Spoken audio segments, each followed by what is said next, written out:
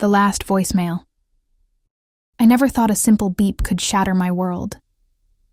But there it was, echoing in my quiet apartment, tearing open wounds I thought had long healed. It had been exactly 5 years since Mom died.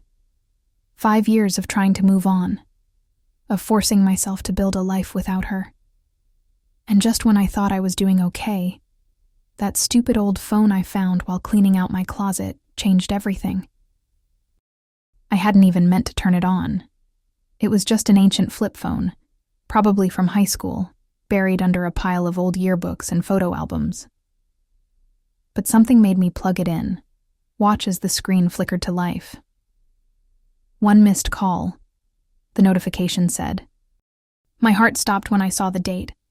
May 15th, 2018. The day before the accident. The day before my world fell apart. With shaking hands, I pressed the button to listen.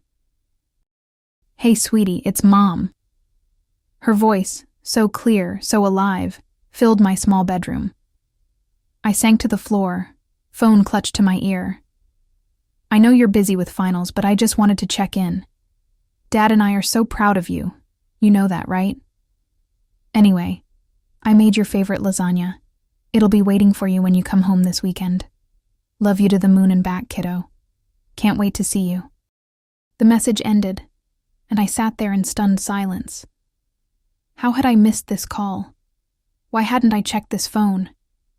If I had just answered, if I had just called her back, maybe things would be different.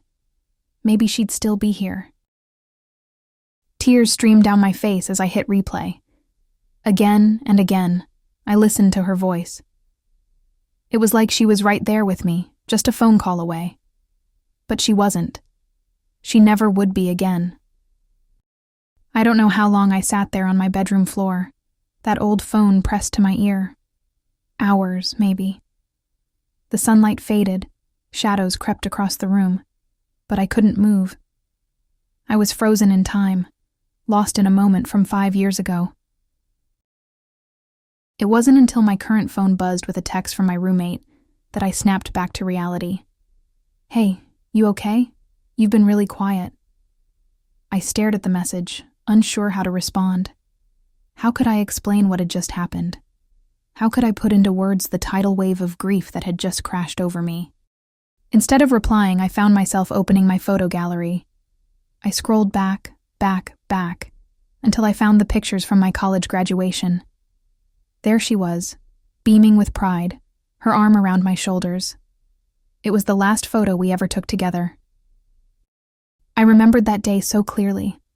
How she had fussed over my cap and gown, making sure everything was perfect.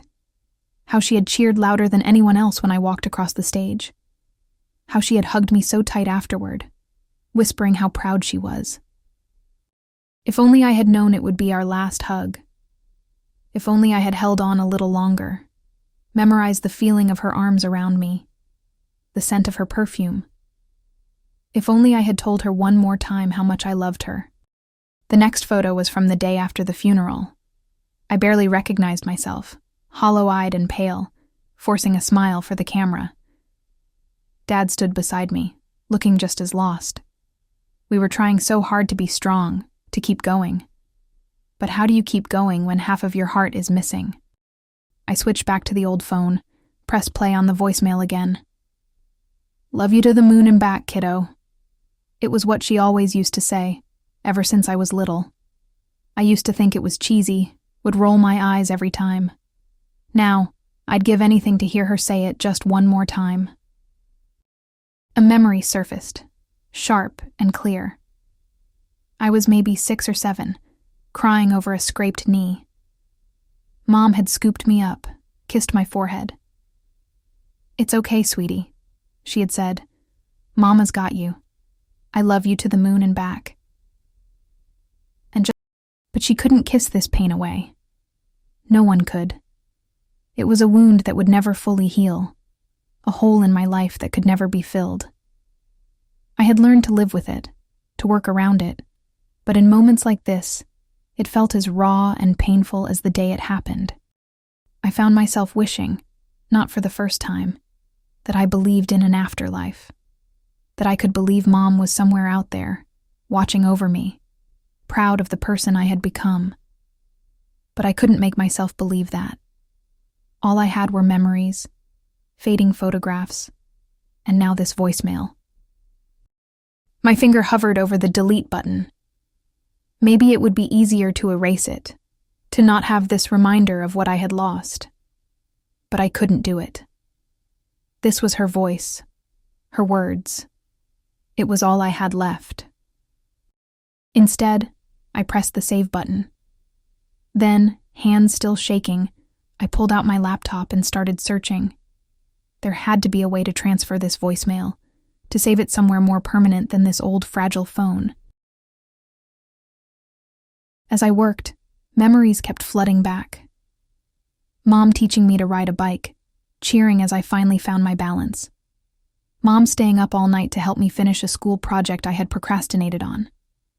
Mom crying happy tears at my high school graduation. And then, the memories I tried so hard to forget. The police at our door, Dad's broken sobs, the funeral with its sea of black-clad mourners, the first Christmas without her, the empty chair at the dinner table, the milestones she would never see, my college graduation, my first real job, the day I finally moved out on my own. I had done my best to make her proud, to live the life she had always wanted for me. But in moments like this, it felt hollow. What was the point of any of it if she wasn't here to see it? Finally, after what felt like hours, I managed to save the voicemail to my computer. I played it back, relief washing over me as her voice filled the room once again. It wasn't much, but it was something. A piece of her I could keep forever.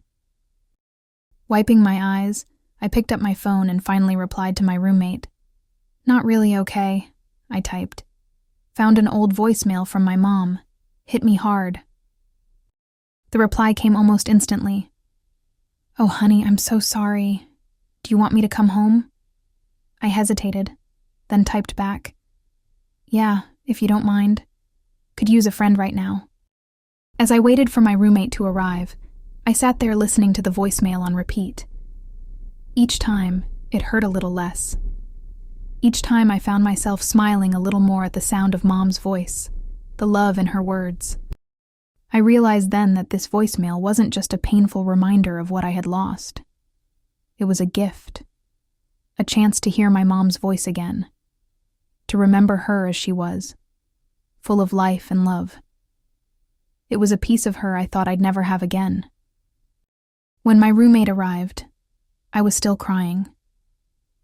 But for the first time in a long time, they weren't entirely tears of sadness. They were tears of gratitude, of love, of bittersweet joy at this unexpected connection to my mom. As my roommate hugged me, I found myself whispering, "I love you to the moon and back, Mom." And somewhere, somehow, I hoped she could hear me.